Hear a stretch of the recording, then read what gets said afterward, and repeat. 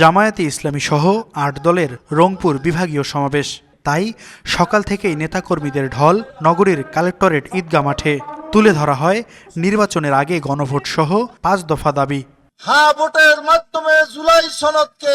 সমাবেশে জামায়াতে ইসলামীর নেতারা অভিযোগ করেন, ফারাক্কা বাদ দিয়ে উত্তরাঞ্চলের ৪ কোটি মানুষের জীবন জীবিকা বিপন্ন করেছে ভারত। আগামী নির্বাচনে ক্ষমতায় যেতে পারলে তিস্তা মহাপরিকল্পনা বাস্তবায়নে কাজ করার আশ্বাস দেন তারা।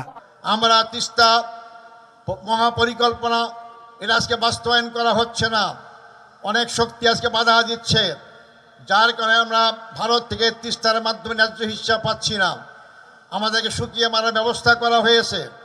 যারাই দায়িত্ব গ্রহণ করবেন এই তিস্তা মহাপরিকল্পনা বাস্তবায়ন করতে হবে।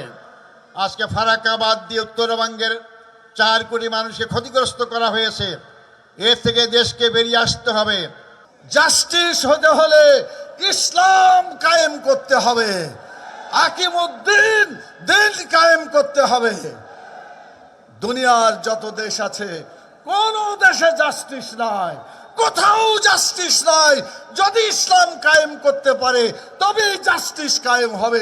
রাজনীতিতে ক্ষমতালোভীদের দৌরত্ব বেড়ে গেছে বলে দাবি করেন ইসলামী আন্দোলন বাংলাদেশের আমির। দাবি করেন, কালো টাকা ও পেশি শক্তির বিপরীতে ইসলামের পক্ষে তরুণদের গণজোয়ার সৃষ্টি হয়েছে। এদেশকে নিয়ে যারা ছিনিমিনি করতে চায়, এদেশের টাকা যারা বিদেশে পাচার করতে চায়, যারা মায়ের কোল সন্তান হারা করতে চায়, আপনাদেরকে বারবার বলছি, আগের মতো গুন্ডামির মাধ্যমে এবং কালো টাকার দৌরাত্মের মাধ্যমে আজকে জাগ্রত জনতাকে থামানো যাবে না। তোমাদেরকে উৎখাত করবে এবং আল্লাহর রহমতে ইসলাম বিজয় হবে ইনশাআল্লাহ।